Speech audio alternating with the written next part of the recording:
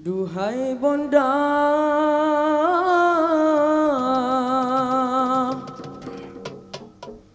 duhai ayanda, dengarlah rayuan ananda yang jauh di mata. Tanpa ku sedari air mataku mengalir, terdengar ayat seruan takbir.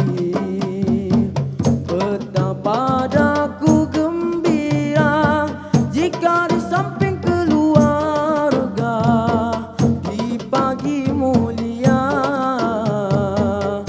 hari raya,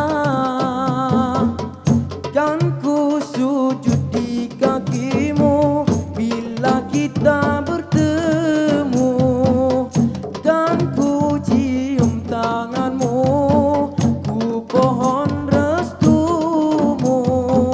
Oh maafkan daku kesalahan diriku, walau jauh di mana